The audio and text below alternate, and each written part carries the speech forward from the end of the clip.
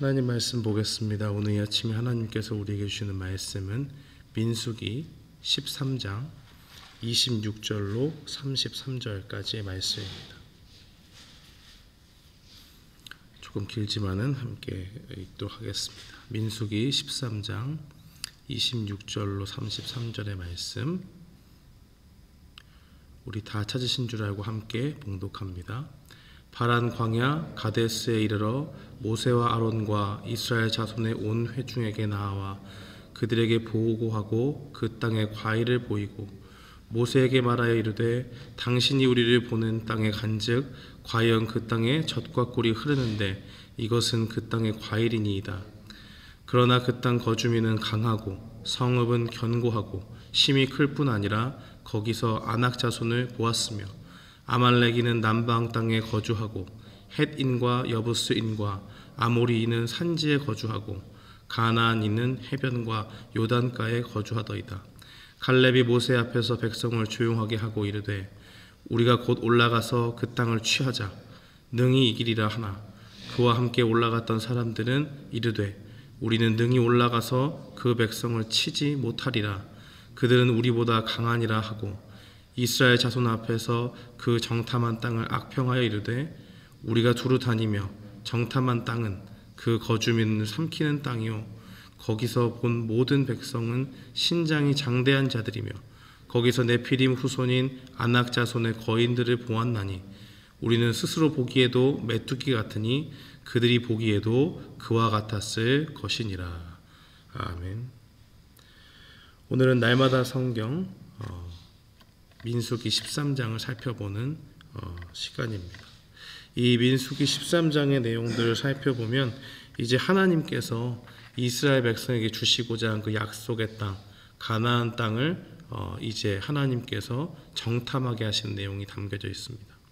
1절과 2절을 살펴보면 하나님께서 이제 모세를 불러서 말씀하시되 이스라엘 자손 중에 한 지파에 한 명씩 대표를 뽑게 하고 그 사람들을 통해서 내가 주기로 너에게 약속된 그 가나안 땅을 정탐케 해라 라고 그렇게 이야기합니다. 그래서 하나님의 말씀대로 각 지파별로 한 명 한 명 뽑은 것이 바로 이제 4절부터 나오는 내용들입니다. 그들 중에 우리가 알만한 사람, 익숙한 사람이 누가 있느냐? 익숙하게 알려진 대로 6절 말씀에 보면 유다 지파에 있는 여분네 아들 갈렙이 있고요. 또 8절에는 에브라임 지파 눈의 아들 호세아가 있는데 이 16절에 보면 이 호세아를 이 모세가 여호수아라고 불렀다라고 하는 그 내용이 있습니다.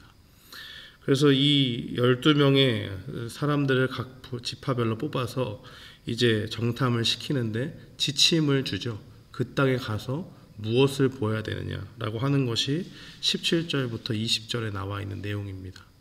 모세가 그 땅에 이 정탐꾼들을 보내면서 무엇을 봐야 되느냐라고 이야기할 때 그 땅이 어떠한지 탐지하라 18절에 이야기하면서 그 땅 거민들이 강한지 약한지를 살펴보고 그 사람들이 많이 살고 있는지 인구가 적은지 아니면 많이 살고 있는지를 살펴보고 또 그 땅이 정말 좋은 땅인지 안 좋은 땅인지 살펴보고 그들이 이렇게 진을 이루고 살아갈 텐데 산성에 거하면서 아주 견고한 그 성에서 살고 있는지 아니면 그냥 평범한 진영에서 살고 있는지 이런 것들을 살펴보게 하고 그 땅이 어떠한 실과가 나는지 그런 것들을 살펴보고 그곳에 있는 실과를 가져와라 라고 하는 그 내용들을 볼 수가 있습니다. 그리고 나서 이제 가나안 땅을 사람들이 이제 살펴보는 내용이 21절부터 쭉 나와 있고요. 25절에 보면 이제 40일 동안 이 땅을 40일 동안 탐지를 하고 그들이 돌아오는 것을 보고 이제 26절 오늘 우리가 읽었던 이 본문 말씀에는 이 두 부류의 사람들이 나오면서 그들이 이 땅을 어떻게 보고 있는가, 어떤 관점으로 보고 있는가에 대해서 이야기를 하고 있습니다. 오늘 이 말씀을 우리가 살펴볼 때 중요한 것은 하나님 앞에 우리가 믿는 사람이든 안 믿는 사람이든 또 믿음이 좋은 사람이든 믿음이 좋지 않은 사람들이든 똑같은 현상을 만나도 다르게 볼 수 있다라는 것을 분명히 이야기하고 그 가운데 우리는 하나님의 약속을 붙잡고 하나님의 그 약속 관점에서 모든 것을 판단해야 된다는 것을 분명히 보여주고 있습니다. 이 40일 동안 이스라엘 백성들의 대표인 이 12명의 사람들이 그 땅 가운데서 무엇을 보았느냐? 분명히 동일한 것을 보았습니다.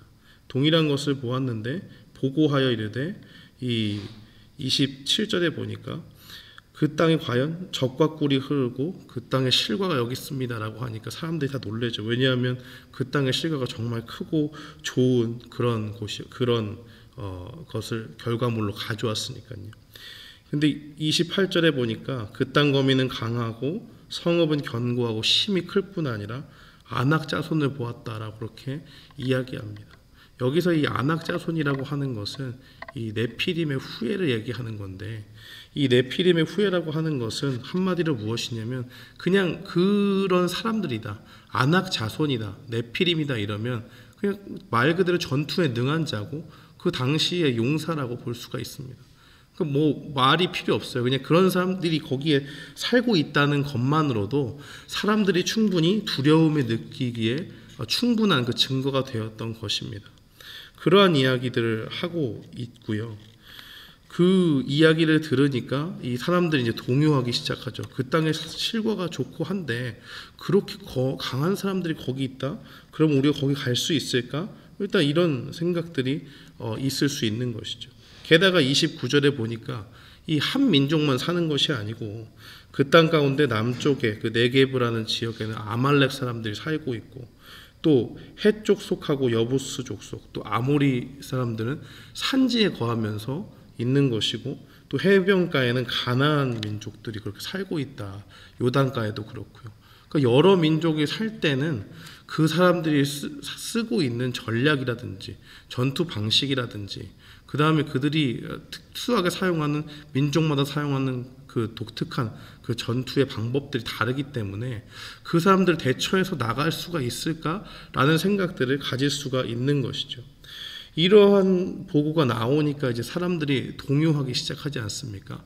그때 이제 갈렙이 등장해서 이야기하죠. 30절 말씀에 보니까 굉장히 짧게 이야기하지만 백성들을 안심시킵니다. 진정해라. 이런 거 가지고 두려워할 필요가 없다. 왜냐? 하나님께서 이 땅을 우리에게 주기로 하지 않았느냐. 그 땅을 취하자 능히 이기리라. 굉장히 짧게 나와요. 뭐 부연 설명이 필요가 없습니다. 왜요? 이미 이스라엘 백성은 익히 알고 있는 내용들이 있습니다. 하나님께서 예전부터 약속하셨고 이 이스라엘의 족속들의 조상들로부터 하나님께 들은 말씀이 있죠. 젖과 꿀이 흐르는 땅, 그 땅을 하나님께서 우리에게 주신다고 하나님이 분명히 약속하시고 우리는 지금 이 민족 가운데 이 이스라엘이라고 하는 연약한 민족 가운데 그 하나님께서 우리를 그리로 인도하시는 그 과정 가운데 우리가 있다라는 것을 분명히 알고 있습니다. 출애굽기 13장 5절 말씀해 보니까 여호와께서 너를 인도하여 가나안 사람과 헷 사람과 아모리 사람과 히위 사람과 여부스 사람의 땅 곧 내게 주시려고 내 조상들에게 맹세하신 바 젖과 꿀이 흐르는 땅에 이르게 하시거든. 이런 말씀이 나오고요. 레위기에도 20장 24절에 보니까 내가 전에 너에게 이르기를 너희가 그들의 땅을 기업으로 얻을 것이라. 내가 그 땅 곧 젖과 꿀이 흐르는 땅으로 너희에게 주어 유업을 삼게 하리라 하였노라라고 하는 그 말씀이 나와 있는 거죠. 그러니까 이스라엘 백성은 지금 이 보고를 들을 때 두려워할 수 있지만 아낙 자손과 여러 민족들 때문에요. 근데 하나님께서 예전에 주셨던 그 약속의 말씀을 기억한다면 이거보다 더 완벽한 증거가 어디 있습니까? 하나님이 주시겠다고 한 땅에 누가 살고 있는지 몰라서 들어갔잖아요. 들어가서 보니까 하나님의 말씀대로 그쪽의 민족들이 살고 있습니다. 그리고 젖과 꿀이 흐르는 땅이 맞아요. 그러면 갈렙의 생각에는 이거는 볼 것도 없다. 하나님이 반드시 주시기로 한 땅에 우리가 왔고 이제 들어가서 취하면 되네. 간단한 거예요. 그러니까 말이 필요 없지 않습니까? 뭐 백성들이 웅성웅성 진정하고 우리가 곧 올라가서 그 땅을 취하자. 능히 이기리라. 확실한 약속을 붙잡고 이 현실을 보니까 두려움이 필요 없는 겁니다. 두려움이 임할 것이 없고 확실한 승리가 보장된 곳 들어가면 얻는 거예요. 얼마나 기쁜 일입니까? 가슴이 벅차오릅니다. 그러나 꼭 그랬던 사람만 있는 것은 아니죠. 31절 말씀해 보니까 이 갈렙과 다른 관점으로 현실을 봤던 사람들이 있습니다. 그와 함께 올라갔던 사람들은 31절 그렇게 시작합니다. 가로되 우리는 능히 올라가서 그 백성을 치지 못하리라. 그게 뭐예요? 하나님의 약속은 잘 모르겠고 가서 보니까 벌써 아낙 자손 전쟁에 능한 사람들이 거기에 떡하니 버티고 있는데 우리가 어떻게 이기냐? 바로 얘기하잖아요. 그들은 우리보다 강하니라. 우리가 그들을 어떻게 이기냐라고 현실 속에서 얘기하는 거예요. 32절에 보니까 이스라엘 자손 앞에서 그 탐지한 땅을 악평했다라고 이야기하죠. 이게 왜 악평이 됩니까? 현실을 보고한 건데. 하나님 보시기에 이보다 더 악한 짓이 없죠.